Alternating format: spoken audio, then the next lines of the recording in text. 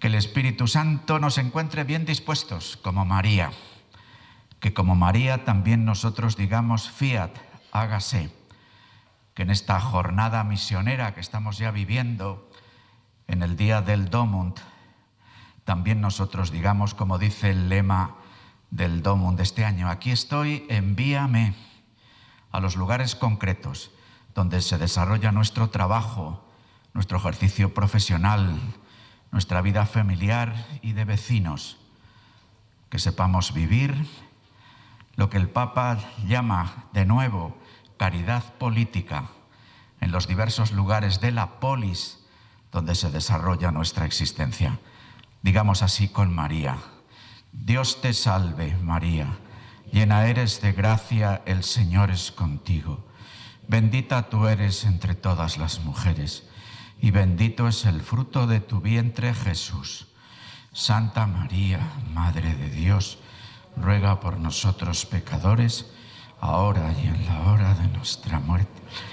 Y que este trabajo y este encuentro de esta mañana sea todo para cantar la gloria de Dios, sabiendo que la gloria de Dios es que el hombre viva y que la gloria del hombre es conocer el bello rostro de Cristo. Gloria al Padre, al Hijo y al Espíritu Santo, como era en el principio, siempre, por los siglos, siglos. Amén. Pues buenos días a todos. Yo simplemente voy a hablar unos minutitos para enmarcar por qué estamos hoy aquí. Entonces, como bien decía Luis, esto es un poco dar continuidad al Congreso de Laicos que se celebró en febrero y que el 7 de marzo pues, presentamos las conclusiones. Lo que pasa que, bueno, hubo una etapa de precongreso que también estuvimos discutiendo entre las distintas parroquias dentro de toda la diócesis y de todas las diócesis también. Y de ahí pues salieron 4 itinerarios que se trataron en el Congreso, ¿no?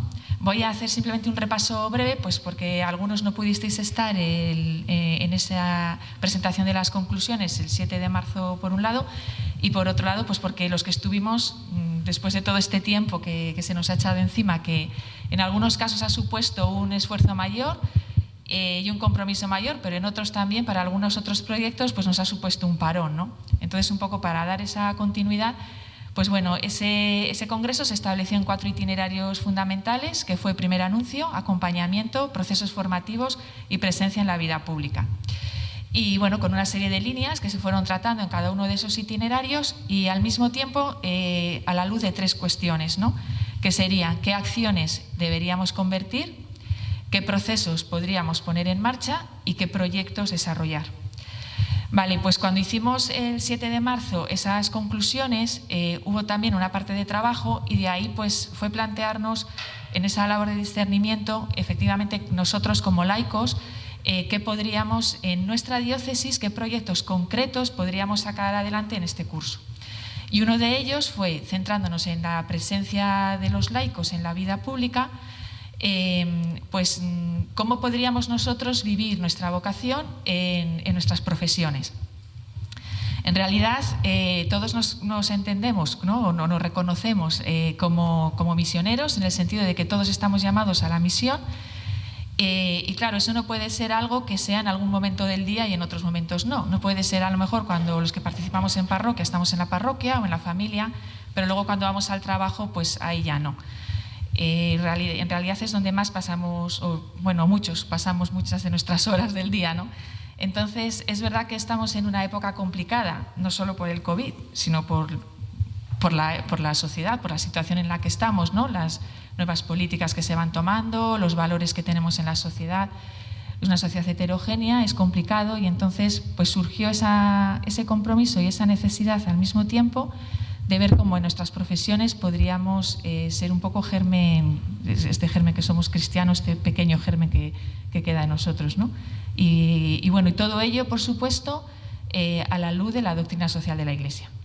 Entonces, Miguel ahora nos va a dar unas pinceladas de los pilares más importantes de esta doctrina social de la Iglesia. Bueno, nos hemos presentado antes de llegar aquí una parte de los que estamos. Alguno no ha podido presentarse porque habrá llegado un poquito más tarde. Podríamos preguntarnos qué tienen en común una profesora de educación infantil con un arquitecto, con una persona que trabaja en la administración de una iglesia, con coordinador de vida ascendente o con un empresario y adorador nocturno, ¿no? A la hora de proponer la fe en nuestros trabajos, en nuestros ambientes. La Iglesia tiene un recorrido en este sentido que es la doctrina social, su doctrina social, que habla de unos puntos muy claros, muy concretos, que todos podríamos compartir y que todos tenemos que tener en cuenta a la hora de nuestra presencia en el mundo, en el trabajo. Entonces, os voy a recordar que vosotros muchos seréis especialistas y los conoceréis mejor que yo, pero bueno, los vamos a recordar porque va a servir también un poco a la hora de compartir en los pequeños grupos para que puedan dar luz, ¿no? El primer principio de la doctrina social de la Iglesia es el reconocimiento de la dignidad humana de todo ser humano, porque sabéis que para nosotros es ser creado a imagen y semejanza de Dios y por lo tanto su dignidad es singular, inalienable e irrepetible. Entonces, de ahí parte que todos nosotros, estemos donde estemos, podamos cultivar el respeto a toda persona independientemente de su sexo, condición, raza, lengua, religión, porque lo consideramos criatura de Dios, ¿no? En este sentido, el Papa Francisco nos previene y nos dice en las últimas catequesis que tengamos cuidado con la pandemia, que nos cuidemos, pero que tengamos más cuidado todavía con la indiferencia social, con la pandemia de la indiferencia social. Entonces dice que por favor nos cuidemos y nos preservemos del individualismo que busca el propio interés y de la indiferencia que mira de lado al que no es como yo. Y eso nos puede pasar en cualquier trabajo, ¿no? Por otro lado, un segundo principio derivado de este es el bien común, no solo el bien individual, ¿no? En cualquier trabajo podemos buscar y proponer el bien común, que no es el bien general, que no solo es el bien de las mayorías sociales, como ahora se propone por parte de nuestros políticos. Es el bien de todos y cada uno. El bien de todos y cada uno es el bien común. Claro, no le podemos olvidar, porque ese bien común pone en atención al último de los últimos, ¿no? Como hizo, por ejemplo, la Madre Teresa de Calcuta, ¿no? Que puso el foco en el último de los últimos. Y esto nos lo recuerda también el Papa constantemente, ¿no? La responsabilidad de edificar el bien común que nos compete a todos, porque el bien común es la razón, nos dice la Iglesia, de ser de la autoridad política. No tiene otro sentido, ¿no? La autoridad política que proponer el bien común. Cuando este se desenfoca y se busca solo el bien de las mayorías, la lucha de poder se convierte en lo que todos conocemos, ¿no? Entonces, a veces tenemos desconfianza de nuestros políticos porque no vemos que en ellos se proponga el bien común. Pero es un humus que hemos cultivado previamente nosotros en cada una de nuestras profesiones. Para que surjan buenos políticos que propongan el bien común, hemos de cultivarlo nosotros, cada uno de nosotros, en nuestras profesiones, para que de ahí se derive que surjan buenos políticos. En la ponencia que nos dieron en el Congreso de Laicos sobre la presencia pública de los cristianos, el profesional que lo dio, que creo que era de Valencia, había sido jefe de sección en la sección de adopciones en Valencia y tal, y había tenido varios cargos públicos importantes, hacía una diferencia entre la presencia pública y la presencia política. En el sentido siguiente, de una buena presencia pública de los cristianos en cada uno de nuestros ambientes surgirán buenos políticos.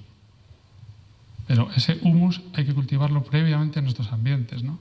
Si eso no lo cultivamos, surgirán políticos cristianos a lo mejor avergonzados, porque no han tenido la experiencia de haber participado potentemente en un grupo, no han estado, digamos, ya más maleados en su propio ambiente, ¿no? Y compartiendo su fe con otros, ¿no? La opción preferencial por los pobres es otro principio de nuestra doctrina social, ¿no? En el sentido de que el Papa Francisco insiste mucho en esto, poner a los últimos en el primer lugar, ¿no? De manera que él llega a decir que para nosotros cristianos que estamos en cualquier ambiente, por la mañana las bienaventuranzas y por la noche Mateo 25. Tuve hambre, me diste de comer, tuve sed, me diste de beber, estuve desnudo, me vestiste, fui estuve encarcelado, me fuiste a visitar, ¿no? Esta opción preferencial por los pobres le hace decir al Papa Francisco que en este momento actual, cuando haya que recuperar industrias, habría que tener algunos criterios de discernimiento para ver qué industrias recuperar.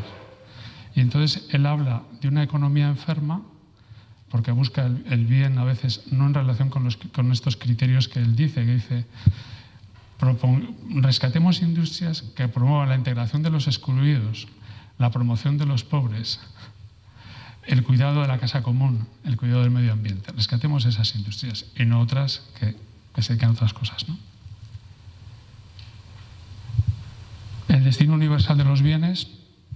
Bueno, sabéis que para la Iglesia tenemos el derecho a la propiedad privada, pero no de una manera absoluta, sino siempre como administradores, ¿no?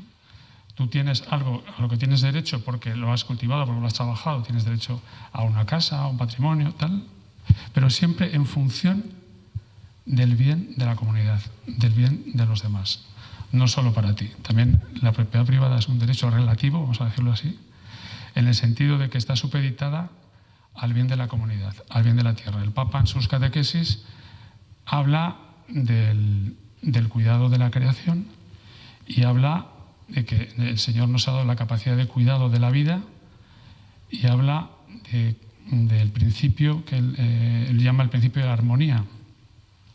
No podemos tener en cuenta un principio de la doctrina social sin tener en cuenta los otros.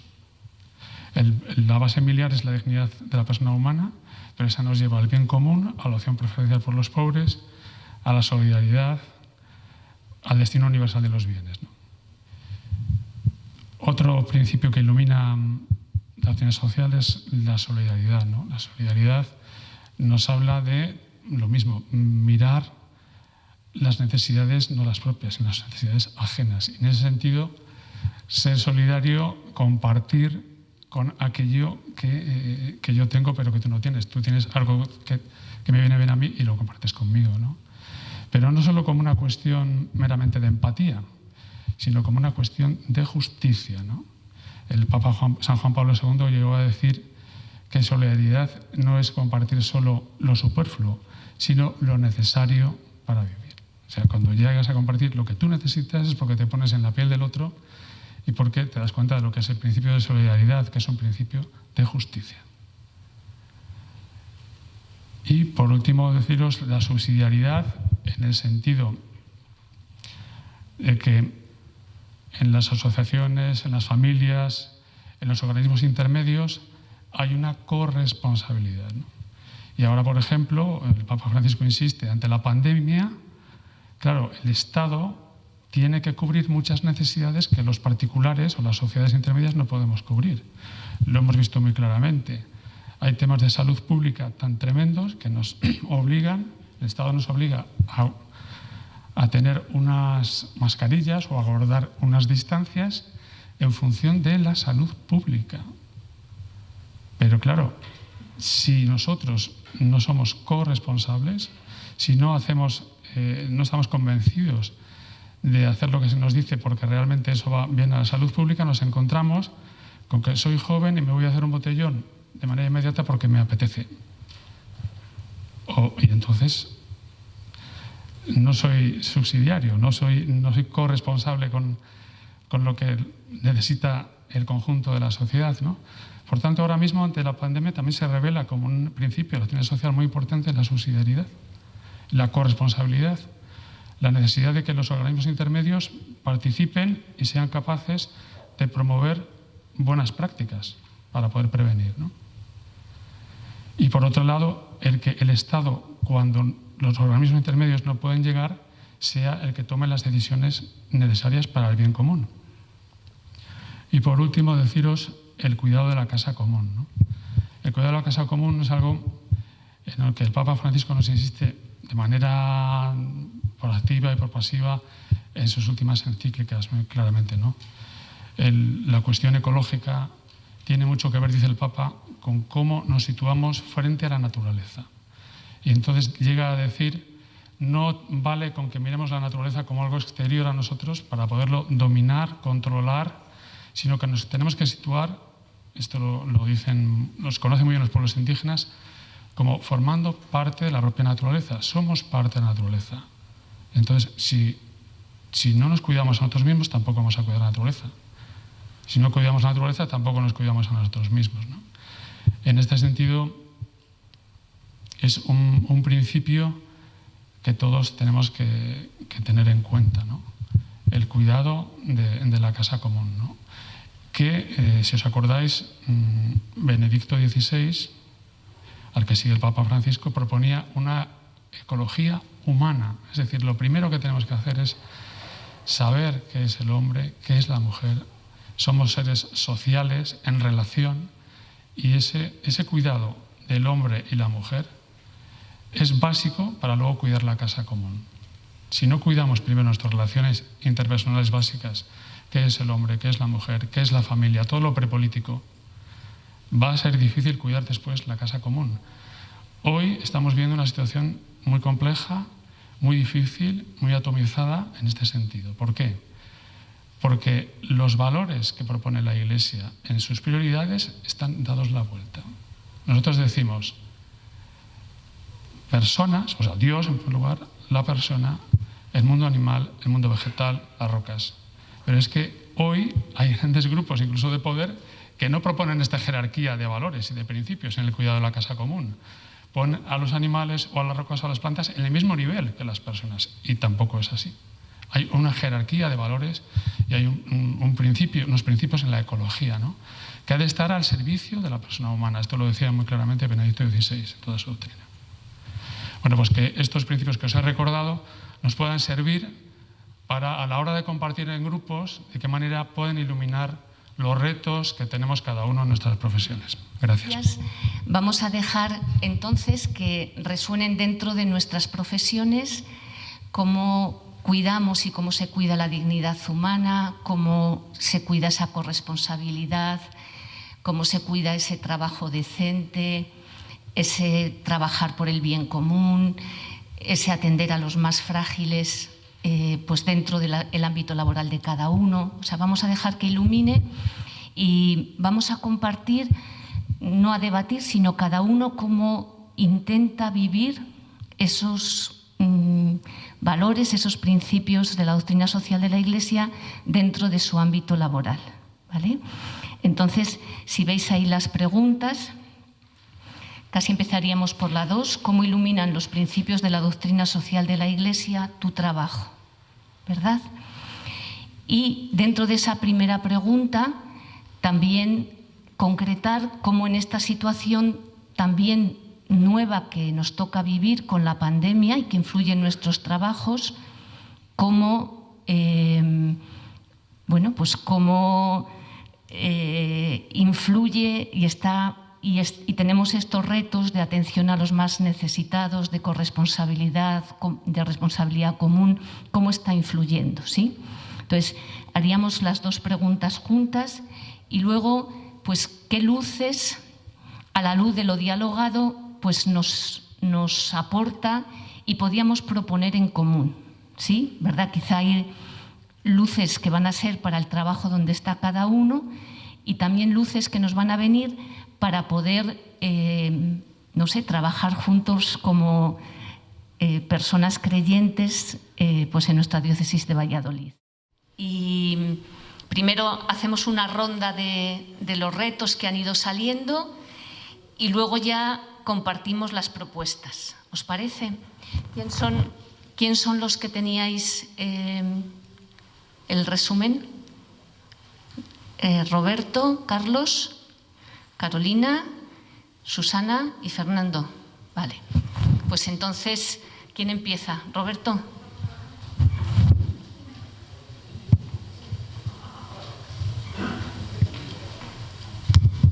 Bueno, nosotros, ¿cuento los retos o cuento un poco lo que hemos... un resumen muy resumido? ¿Me dejas? Vale, gracias. Es muy resumido. Bueno, éramos un grupo de profesores, tanto de escuela privada como de escuela pública. Y ha sido muy enriquecedor, como ha podido comprobar Sole, que está con nosotros un rato, escucharnos lo que hacen unos y lo que hacen otros. Voy a empezar por el final, porque ha dicho un compañero que el profe de religión a veces es el único la única persona con la que los niños tienen contacto en ciertas escuelas, como puede ser la escuela pública. Entonces, como nosotros seamos, Él va a ver cómo es Jesús hacia nosotros. Eso es una de las primeras cosas que me ha gustado que ha hecho un compañero, y a la vez decir que tenemos que nosotros somos los encargados de descubrir la belleza de los niños y que la saquen hacia el exterior. Otra persona de esta misma casa nos ha contado una cosa que a mí me ha sorprendido, que él da economía y que él intenta aportar temas nuevos a partir de la economía. Imaginaos el reto que es eso, de conseguir de una economía hablar de las personas y del reto hacia las personas. Dos compañeras han dicho que muchas veces las rutinas que hacen en clase sirven a los niños que les piden volver a hacer, como el mes de mayo, ayudar a los padres. Y dentro de los profes que hemos estado dentro de la escuela pública, trabajamos en colegios un poco en barrios desfavorecidos, como puede ser Pajarillos o puede ser Las Delicias, y que muchas veces los niños que no van a clase de religión vienen a nuestras clases, se pasean por nuestras clases para ver qué hacemos, qué estamos haciendo, quieren venir con nosotros. Y ese reto de atraer a los que no conocen a Jesús, desde nuestra perspectiva, para nosotros también es muy, muy importante. Y lo último que digo, a veces en los colegios nos encontramos con profesores del claustro contrarios a la religión, que nos ven como el enemigo, y nosotros tenemos no hacerles ver enemigos, sino somos personas, somos compañeros, y os vamos a ayudar en todo lo que podamos. No vamos a estar enfrentados todo el día, sobre todo porque nos guía Jesús. Entonces no tenemos por qué estar a la gresca con ellos, sino ayudarles en todo lo que podamos. ¿Buen resumido, chicos? ¿Grupo? ¿Sí? ¿Sí? Bueno, pues yo voy a intentar resumir lo que hemos hablado en el grupo de sanidad. Bueno, en principio se ha hablado de cuestiones de cómo se atiende en sanidad en este contexto a la población con una vulnerabilidad, pero que el principio de educar y de atender la dignidad de todo ser humano también está impregnado por el sentido de la utilidad, y que esto, bueno, pues es algo que impregna a la sociedad y también a la atención sanitaria. Y hemos sido conscientes de esta circunstancia a la hora de valorar la realidad de la persona también con este criterio que nos impregna a todos. Hasta qué punto la persona nos es útil, es capaz y, bueno, hasta qué punto todos somos dignos. Es verdad que también eso condiciona pues, en las listas de espera, en la diferencia de acceso, por ejemplo, a las pruebas, en las dificultades que tiene la atención primaria para ser, de alguna manera, capaz de dar acceso también a aquellos que a lo mejor tienen más dificultades de acceso y que primaria pues tiene más capacidad, ¿no? Igual que hemos visto pues un clima, sobre todo últimamente, de crispación y de dificultad que de alguna manera condiciona un poco pues la dinámica y el funcionamiento, ¿no?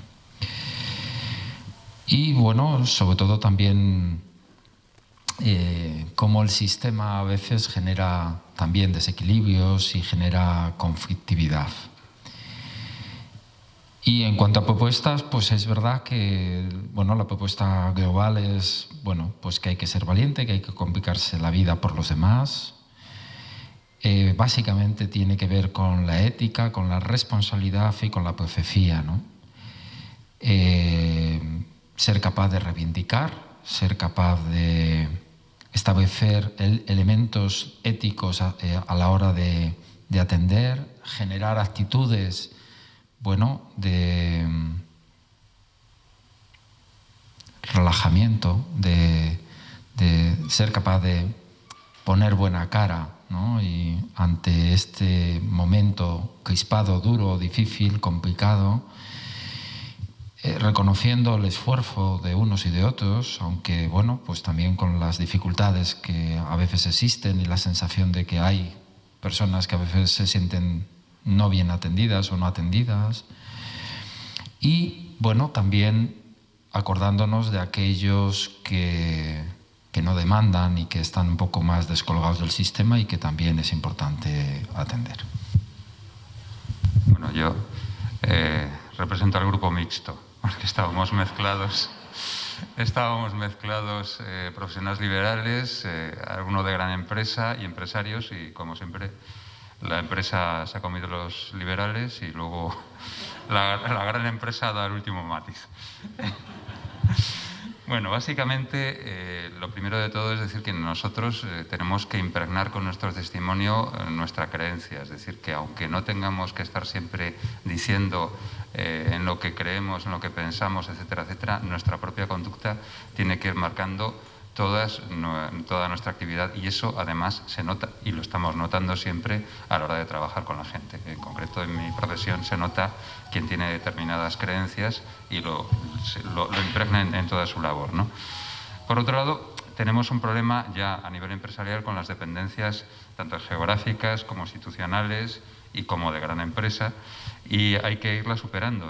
Hemos estado hablando incluso de que las empresas, el modelo de empresa que están proponiendo, aparte de las dificultades que tienen, básicamente lo que quiere llevar a cabo es conseguir no estar siempre pensando en el último euro que podrían ganar, sino que siempre es mucho más importante que la ganancia no solamente se revierta desde el punto de vista económico.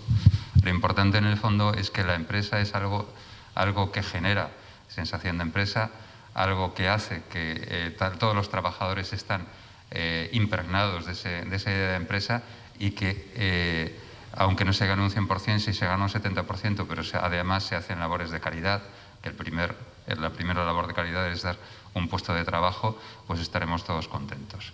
Y será mucho más importante el mantenerla que el conseguirlo. Es decir, que no solamente esta gente que se está matando por conseguir puestos de trabajo los consiga, sino que los pueda mantener.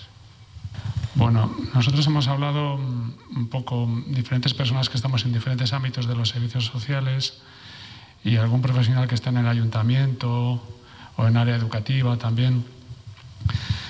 Bueno, había una coincidencia en que uno de los retos que ha ocurrido, ¿no?, en este tiempo es la sensación de incertidumbre, la mayor soledad, el mayor aislamiento de muchas personas. Lo que es un reto para todos los servicios sociales es salir hacia las personas que están más solas, las personas que sienten esa incertidumbre por su vida personal, laboral, por la falta de apoyo familiar, ¿no?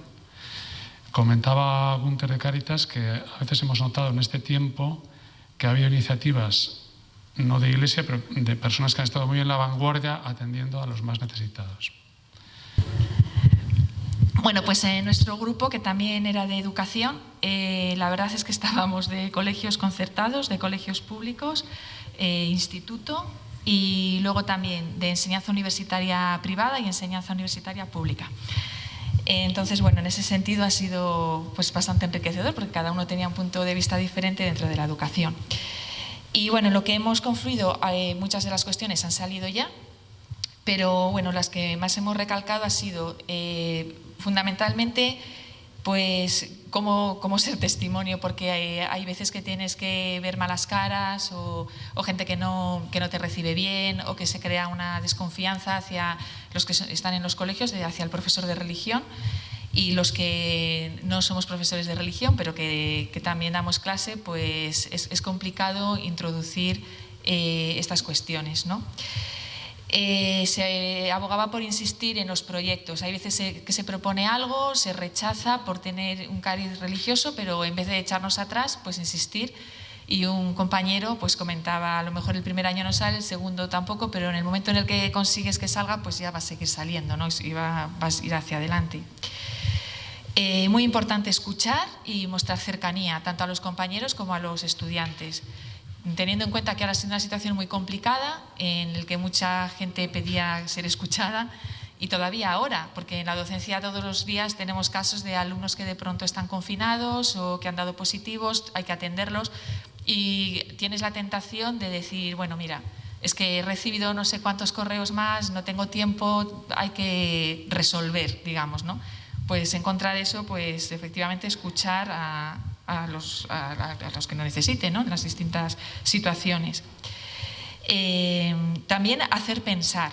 uno de los retos nos parecía que era hacer pensar, porque tanto los chicos jóvenes como los universitarios es como que repiten una serie de esquemas, una serie de modas, algo que están oyendo, pero casi no tienen esa formación. Entonces, la posibilidad nuestra de darles una información y a partir de esa información también hacerles pensar. Era otro de los retos que considerábamos. Y nada, ya serían más bien los proyectos.